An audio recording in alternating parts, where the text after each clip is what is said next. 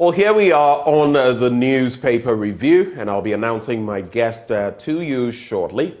But before I do that, just to let you know, Endpoint Homeopathic Clinic is aiding us bring you this segment this morning, as they always do. And guess what? They're offering free prostate screening, free female fertility screening as well. And here's where you can locate them all across the country. Here in Accra at Spintex opposite the Shell signboard. If you're in Kumasi, Krono Mabwe here behind the Angel Educational Complex. There's Takrade Anaji State, Tema Community 22, Techiman Hanswa, and there's Seyama in Zema. Their call line 0244 867 068 or 0274 234 321. Endpoint Homeopathic Clinic, the end to chronic disease. Well, now, time for me to introduce my guest to you. Joining me for the newspaper review this morning, he's an aspiring parliamentary candidate on the ticket of the governing New Patriotic Party. John Manche Akwete is our guest. He joins this conversation this morning. Good morning, Chief. Good morning, Ben. I hope you're doing well. Right. And Ningo Prampram is the seat you are targeting. Why not? I like that. Why not? I mean, why not when you have an MP who is not seen in the constituency? Who's not seen in the constituency? I mean, he's not seen anywhere in the constituency. Okay. Has left the constituents to themselves. Hasn't shown any leadership or any sort. It becomes necessary that young people like us who have lived in the constituency, understand the needs of the people of the constituency, go and inspire hope into the people and let them know that all is not lost. And the assurance we have given them is resonating with them. They believe that in 2024, change is inevitable. Okay, that's interesting. I mean, Ningo Prampram is an interesting constituency. Yeah, it is. From E.T. Mensah and his multiple terms there to The St. late- George. the late- Yes, the late E.T. Mensah, may his soul rest in peace. yes. And then St. George wresting it from him through means that were not exactly friendly at the time. Yes. And now you also feel Sam is underperforming. What do you think about his response, though, as far as the Akosombo Dam spillage? You know he's been speaking on that as well. What do you think? What has he said exactly? Well, there have been claims about using, for example, the Saglemi affordable housing. Yes. It's the people themselves who have asked for it, yes. among other things. And there have been thoughts about how we can use COVID-19 funding, to some of these purposes. Because look, COVID-19 is no longer a pandemic and all of that. I mean, all these thoughts have come up. Yeah, the plight of the people of the Volta region. Mepe brings a lot of memories because when we were children, I used to belong to the Church of Pentecost. We attended a lot of conventions there. So Mepe and its environs. It has a special place in your heart, right? in my life. So I mean, we know what they are going through, and we are with them. And I understand that the Honorable Sam George also wants to appear to be concerned about their situation. How do you know whether he's concerned or not? Oh, but I mean, he's out talking about stuff. Yeah. So that's why I say. So how do you determine his? I mean, but when you have constituents who have more dire needs, Ben, for example, our roads in New Ningo and Old Ningo, even into his own hometown, Ahiam. You've not said anything about it. We've not heard you make any public statement about these things. He doesn't construct roads, does he? I've had the benefit of. No, I'm not necessarily tying that to him because he did not. But I'm not necessarily saying these. I've had opportunity to host him here. Yes. And so I know some of his responses in this and some of the things he has said about the roads in that community and reaching out to the roads minister about certain things. That's why I'm asking you. The member of parliament doesn't necessarily. He can only lobby. Is that not the case? So do you think he has done anything? And when if you become member of parliament, it will be same. You will only lobby. Why are you so sure about that, Ben? You know what? Do you know what's interesting? Let me tell you. That enclave, do you know where Usibras is? Yes, I know Usibras. Yeah. I've worked there. So I know that enclave. I know the roads, I know the problems in that constituency. Let me make a very humble and special appeal to the roads minister. Roads minister, since you came to power in 2017, you became minister, you have shown leadership. You have, in fact, he has constructed the Dawa to Minya Road. First of all, it has never happened before. He has constructed the Lepono to Minya Road. He has constructed the Minya to Ayatepa Road. And the people are very excited. But Honorable Minister, there are still more, especially the Ningo, Old Ningo and New Ningo Township. Yeah. And one other important road, which is the Dowenya Afienya Road. Honorable Minister, I'm appealing to you. Please, we know what you can do. We are depending on you to fix that road, because when you leave, we don't know who else will do this road for us. So I'm using this medium to appeal to you. And also, when you get to the Afienya Mataheko stretch, there's a road inside Mataheko, especially when it rains. It's terrible. We are pleading with him this morning, on behalf of all the constituents of Ningo Pram Pram, to come to our aid and help us, fix this road. We'll be very, very excited. And the people have promised us that they know that they are confident in this government, that it is the government that will fix. In fact, all the major infrastructure works in Ningo Pram Pram were done by the NPP. Okay. Do you know? No, but let me finish. I will not go into that. I will leave the politics to you politicians. No, it's not politics. I will not get into any of this. This is development. We'll get into the papers. But yes. This is development. You know, New Ningo and Old Ningo used to be separated by a lagoon. We call it a Jangi Lagoon. For a long time, you had to cross with a canoe. J. Kufuor came to fix it for us. As I speak with you, a sea defense project is going on in Ningo. Are you saying, Mr. Akwete, that the NDC has done nothing, absolutely nothing I didn't say in that constituency, and they have had so many terms in that constituency. They won all, from E.T. Mensa to they've won all, they've built a few Sam George school buildings. They built a few school buildings. I like how you guys play. I can't take that away from them. But I'm talking about major, infrastructure works, all done by the NPP. Okay. So the people believe that if anything meaningful, positive will happen to them, then it is the NPP government. That's why I'm pleading with the Roots Minister this morning to come to our aid. Ben, all right, I'm not doing politics. I've told you, I'll stay out of the politics. If maybe someday, you know what we'll do? We'll get some George and then get you in the studio and unleash you people in terms of real ideas. No unnecessary banter, no insults. Maybe a trade-off of ideas to talk about Ghana and with a focus as well on the constituents. Would you like that? Oh, why not? But he will need a little orientation so he doesn't begin to chant. He will need a little orientation. Yes, war songs and German. That's what is on making noise and all of that. When the people need real development, okay. That is what I'm offering them actually. All right. So if I asked you right before we get into the papers, just make this very brief in 30 seconds. Okay. Yes. I'm putting you on the spot. I'm throwing a hot potato at you. The members of your constituency are watching you this morning. Yes. This is the widest broadcast network. Obviously. Tell them why someday they should vote for Mr. Akwete. If I asked you, what are you going to bring that has never been seen before, what would you say? Thank you very much. Speak to your people. Thank you very much. The people of Ningo Pram Pram, this is your son, your brother, John Manchakwete. I'm appealing to you this morning that you make me your next member of parliament. You understand the issues we have been through since 1992, where we've voted for people we believe belong to our party and have left us in a state of despondency.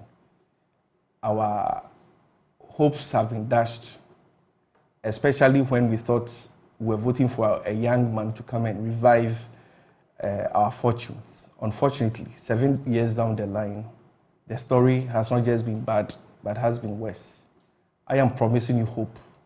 I'm promising to be a member of parliament who will be there for you, who will care for your needs.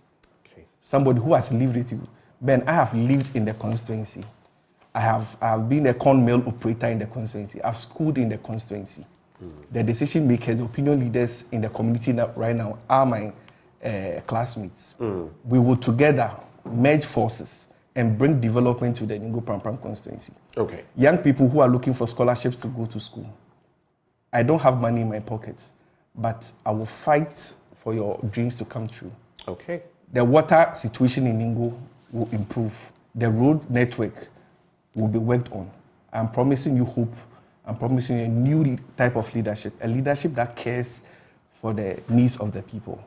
Thank you, Mr. Akwete. But do you know part of why I made you do that? Please tell me.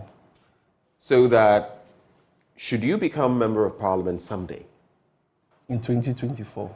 and should you not fulfill some of the things you're saying, we can play this back to you, just as we play back to other people. And this is your your past. This is what you said. You see how we go dig from Mr. President to everybody else, so we can have you. Oh, he was on the air, I'm sure, on this day, and he was saying all of I'm this. happy about. So we can play back, and then you. I'm happy. You know what? You During my campaign, I tell the organizers of my campaign that my campaigns should mostly be in church buildings. Okay. Do you know why? Why? Because I can't lie before them and lie before God.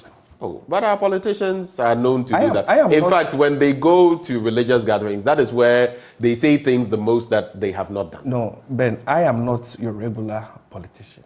Maybe I'm not a politician at all. I see. I have a special heart for people and the cares of people. But all this rhetoric, the way you are sounding, we've heard it so many times. Ben, look at my eyes properly. You know that I've not come here to do politics. When I go there, I tell them that, no, I've not come here to do politics with them. Do you know who my mentor is in politics? Who? It's Afenyo Makin. When I look Alexander Afenyo Makin. When I look at what this man is passionate about developing his constituency. Okay. And these are the footsteps I want to. Okay. All right. So I've not come to do politics as usual. Ningo Right. Pram, something good is coming to your doorsteps. Please embrace it. Okay, so let's get into the papers now.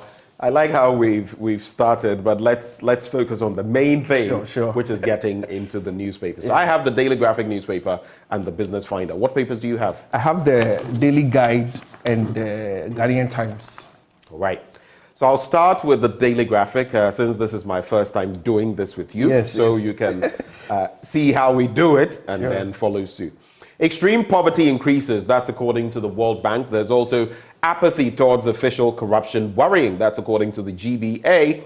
And dam spillage, World Bank votes $40 million for farmers. And on the back page of the paper, MOBA 83 donates 1.4 million Ghana cedis towards schools sports complex, and Goyle PLC commissions 5 auto gas stations. Let's start with, it's interesting that finally you hear the GBA speaking on some matters, but let's go to page 13 for starters, and then I'll come to the front page and end from there. And of course, I think I should also take something from page 9, the Gaza hospital blast and everything in between. So the number of Ghanaians living in extreme poverty has increased since last year, with over a quarter of the population presently living on less than $2, that is 24 Ghana cedis, a day. The World Bank country director, Pierre Laporte, has said. Inflation over the past couple of years, he said, had eroded the purchasing power of Ghanaian households as incomes had not kept pace. Quoting him, he says, "It is expected that the current economic woes the country has endured may have pushed many more Ghanaians into poverty and food insecurity, worsened by the last quarter of 2022 when inflation was at its peak." He was speaking at a ceremony to mark End Poverty Day at the World Bank office in Accra yesterday. So just imagine that. The number of Ghanaians living in extreme poverty increasing since last year, with over a quarter of the population presently living on less than $2. And if you know anything about salaries in Ghana, there's always this joke, fuel prices. There's this cartoon I saw where you would see fuel prices, food prices, and everything else growing, becoming, adults, and then the salary was down there. Salary was never growing. Then there's also apathy towards official corruption worrying. The Ghana Bar Association has called for the swift passage of the Conduct of Public Officers Bill to ensure the culture of accountability and integrity among public officers. I don't know what we can do or what we will do to change the script, but maybe we need that iron hand and dedication, all of us, because oftentimes we blame the politicians, and true, when it comes to corruption, but the technocrats. Your take on these two stories? Which one do you want me to take first? Oh, both of them. The poverty. Let me talk about the poverty issue. Ben, you see, Ghana is an interesting country to live in. Sometimes, I've done research for a very long time, for like 10 years of my life. Okay. I've been engaging people and understanding their ways of living. One day we went to a certain company. I'm not mentioning the name because of the things I'm going to say. And it was, we were made to believe that it's a poor community. And so we went to live with them for 3 weeks. Then we realized that the people said they were poor. Majority of them had DSTV connections at home. Some The of people them, said they were poor. they said they were poor. And they had DSTV connections. They had Okay. air conditions in their rooms. So doing our research, we had indicators. At a point, we were confused because we didn't know whether to classify these people as poor or not, because they portray one thing, and then when you live with them, you realize that it's something completely different. That notwithstanding, Ben, there are people who are really suffering in this country. And No, but what are you insinuating? What I'm trying to say, sometimes these... No, let me situate the conversation. Yeah. If someone has a DSTV connection, yes, and uses an air conditioner, that is a sign of wealth. Is that what you're saying? It's a sign that you are not poor.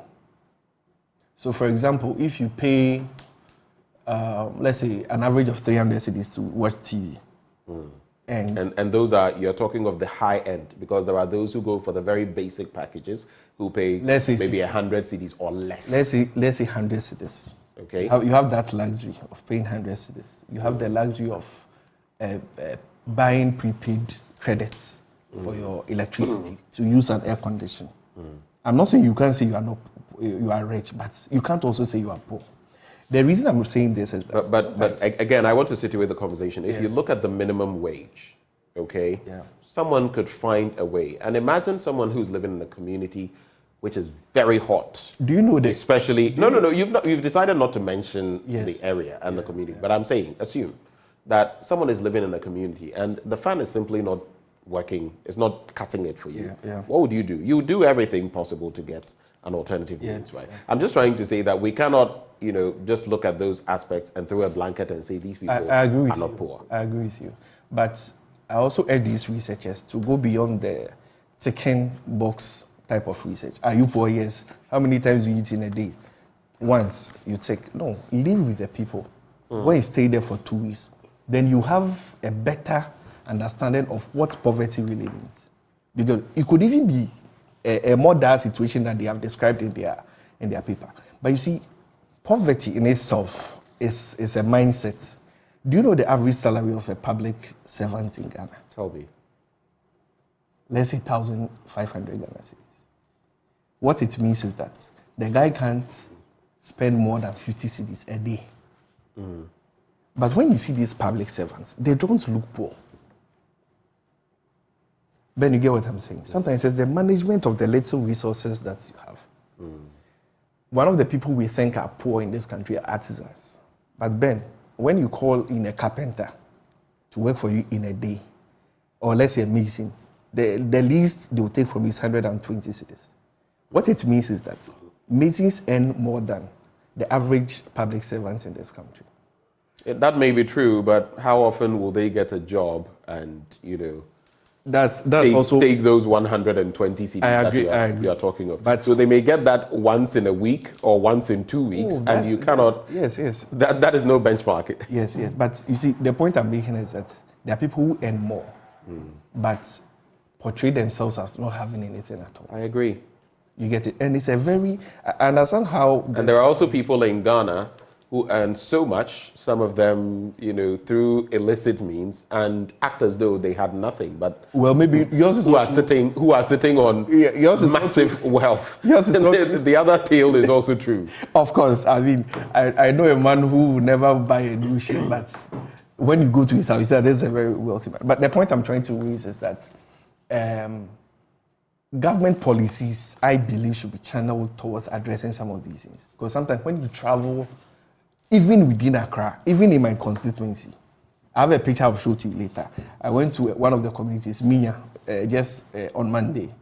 And on my way to one of the communities, I just stopped by to just interact with the people. And the lady was telling me how they feed, as a family. And it raised so much emotions in me. And I believe that these things come to raise our awareness as a people. That a deliberate. I don't want this ad hoc poverty relief programs where you give people stipends at the end of the month or at the end of the week to take care of themselves, and then that is all. A sustainable. You're talking about social welfare, but the developed countries have done it effectively. They've done it effectively because food stamps, soup kitchens. Yes, because they are. But you see, that is not even sustainable. I'm talking about sustainable. Look, for example, in the it's not sustainable in Ghana or where, because other countries have done it sustainably. They've not done it. And it looks sustainable. You know what? Yeah. If you look at how much we bleed every year per data from the Auditor General's Department, the Finance Ministry, and all of that, in terms of wastage, in terms of infractions, in terms of corruption, and all of that graft, I think it can be done. It can more than be done. No, I'm not doubting you at all. What I'm saying is that our culture as a people also doesn't make... You know, when you go for funerals, the lady comes to take one pack of rice, puts it in her bag, and comes back and says, I didn't get some manyabi. You know, so making some of these ad hoc, hand-to-mouth type of, you know... Okay, so I get sustainable. I get the point. I was raising the point that, for example, in our fishing communities, when you go to, you say that about 14 people sit in one canoe, go, and then they come with a handful of, you know, fish. It doesn't. They will continue to live in poverty until we begin to industrialize some of these what do you call it, community-based jobs. Right. The people cannot live beyond a certain means. So government policy should also be targeted at some of these things. What do you think? What do you think, though, about the Conduct of Public Officers Bill? The GBA is saying it will ensure the accountability and integrity among public officials. What's interesting, the 1992 Constitution, it has some of these tenets in there. Under Rawlings, we're all talking about probity, accountability, transparency. 30 years down the road, probity, accountability, transparency, we've probably flushed it down, you know where. Have we? I think there are, you know, recently when the unfortunate incidents of the Twisian who was jailed. Yeah. Then I heard some people ranting why they jailed the guy. But I said, but you guys are the same people who call for accountability and jailing corrupt people in the country and all of that. So I believe that it all comes from our cultural, you know, instincts as a people.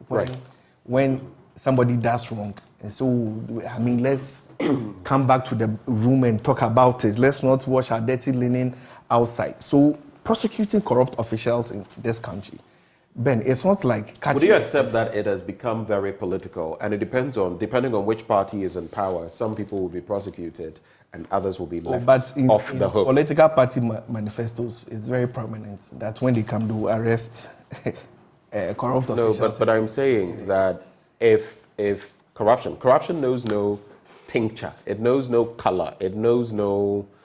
Yeah, so... From all sides, we have seen and know people that are corrupt. Exactly. You were talking about some people who live in certain ways. Look, if our tax people were really to look at the lifestyles of some of you politicians as well, and the cars you drive, and the things you own, people own media entities. People, before they came into politics, had never done any work. On both sides, NDC and MPP. I could mention names, I just wouldn't do it. And we knew them.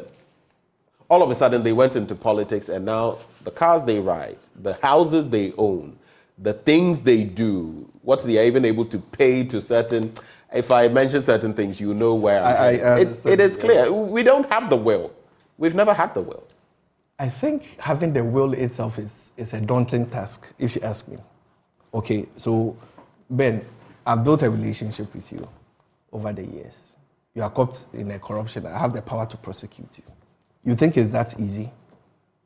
It is not. But I have said that so since I am someone in the legal sphere, for example, if ever I became a judge, and let's say my brother, my only living brother, committed an offense, and it came to my court, and I knew that it's either I go the full mile with it, like I would treat anybody else, or I'll recuse myself so that someone else will step in and do it. There's no coloration. It doesn't matter. It doesn't. Ben, you know where all this... It doesn't matter.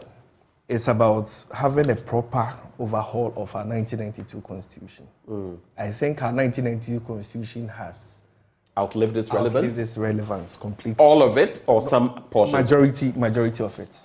Wow. I mean, the power. If the power given to the president still remains as it is, fighting corruption will be very difficult in this country. If the power is given the president? President, yes.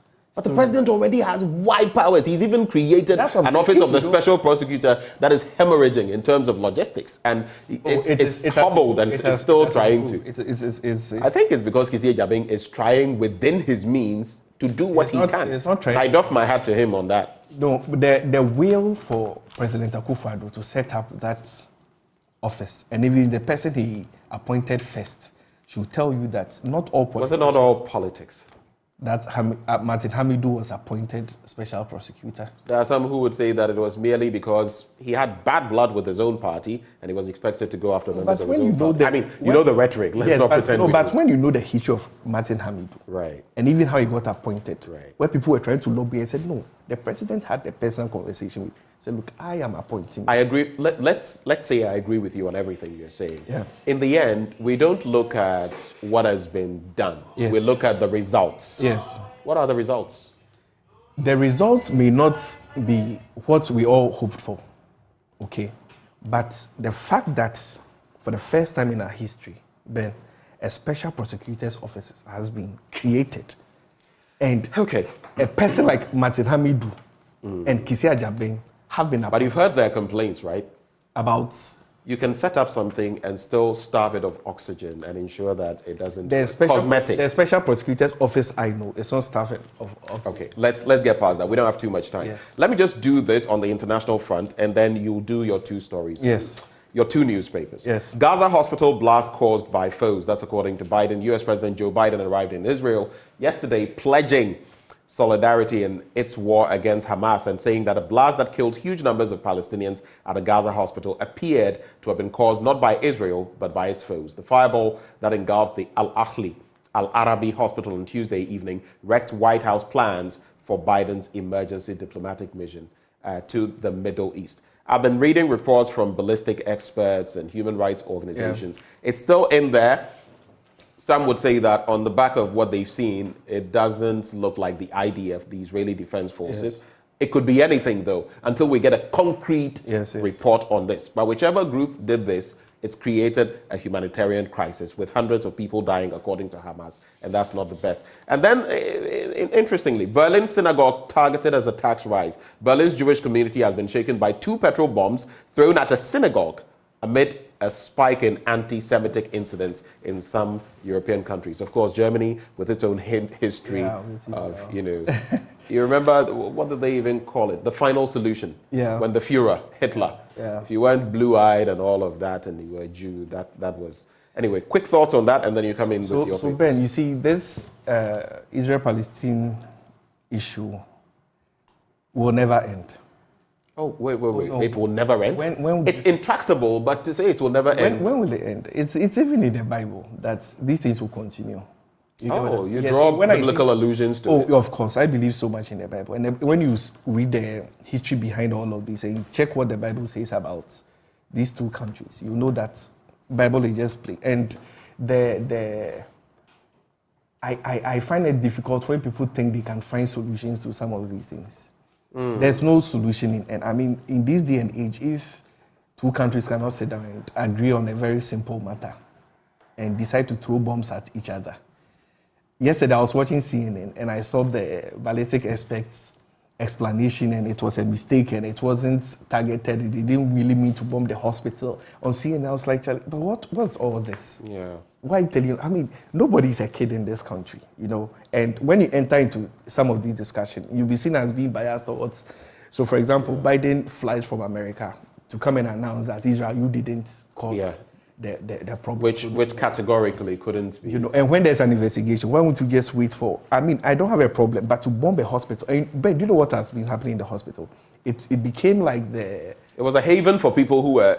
People go to these hospitals because they know that those places will not be shelled. Yes. They'll be avoided. Like we've seen in Ukraine and So when Russia. people run from where the bombs are and come and look for a safe haven rather, how is it that the only mistake that happened was at that particular facility?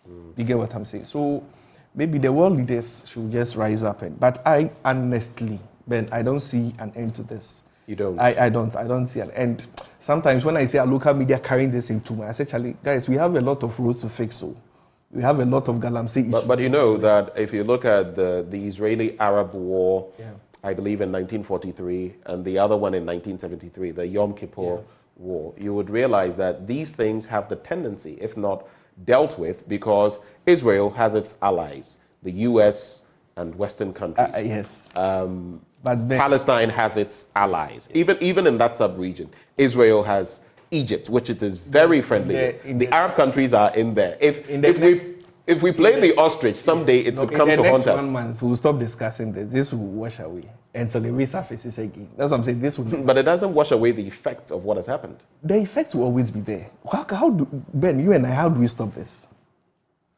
Should we go and bring our guys from Burma come to... There was a UN Security Council vote, though, and Ghana voted in a certain direction for humanitarian aid and windows to be opened. Unfortunately, there were those who also said that no, and those who abstained. Yes, so I think we should...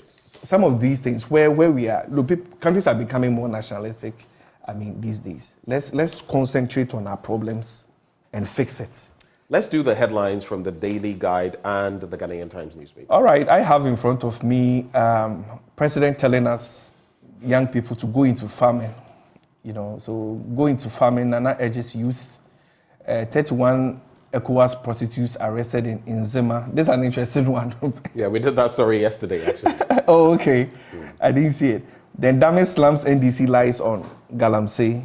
1 dead, 3,300 displaced in Makango floods. And I'm saddened by your pains, Baumia, to flood victims. Back page. But should I do the back page too? Yes, please. Jordan blames US mulling on inexperience.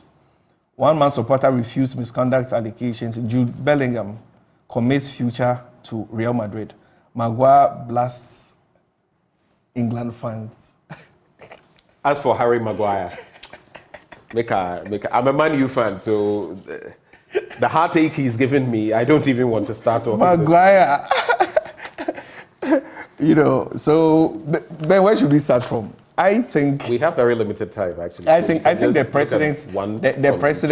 president's call for young people to enter into agric. I think John Dumelo is a very good example. True. Yes, if we industrialize agric, most of us, Kennedy Japan has been preaching this, and people seem to be brushing it off. But I believe strongly that farming is one of the panaceas to our economic woes. Since you mentioned Kennedy Japan, are you supporting him as your party goes? I'm supporting the New Patriotic Party. You're supporting the New Patriotic Party. But you believe in Kennedy Japan? I like him. You like him? Yeah, I like Kennedy Japan. Let's look at the Ghanaian Times and then... I like Dr. Baumia too. Oh, okay. And I like Akoto, the agric minister. You like all of them? They're all my friends. Ghanaian Times. Okay, so arrest prosecutes powers behind galamsey.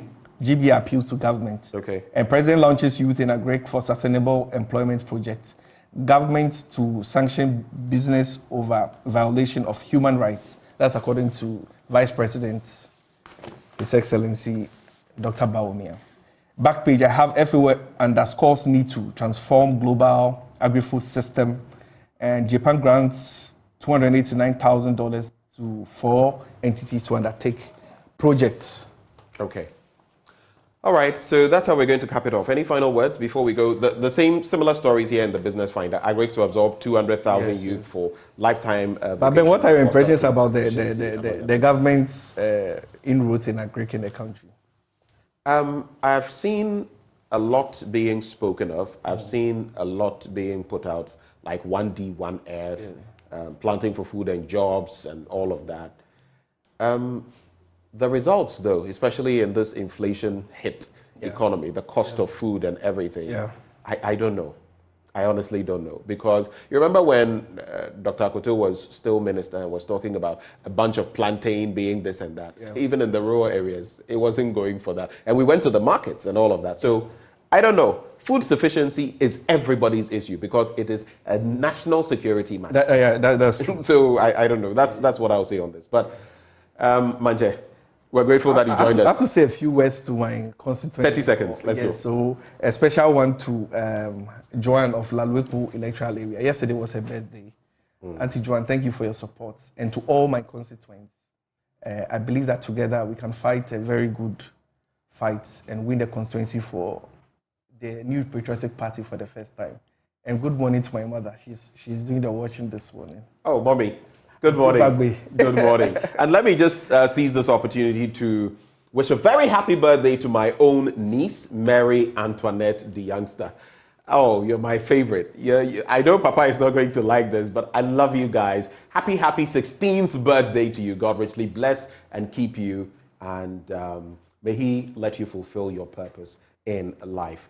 We were joined for this discussion by aspiring parliamentary candidate for Ningo Prampram on the ticket of the governing New Patriotic Party, John Manche Akwete. Now, before we get into sports, Endpoint Homeopathic Clinic helping us to bring you this segment. They're offering free prostate screening if you're a man, free female fertility screening as well. Locate them here in Accra at Spintex opposite the Shell signboard. There's Kumasi, Kronomabwe here behind the Angel Educational Complex. There's Takrady Anaji State Tema Community 22, Techiman Hanswa and Esiaman. Their call lines 0244 867 068 or 0274 234 321.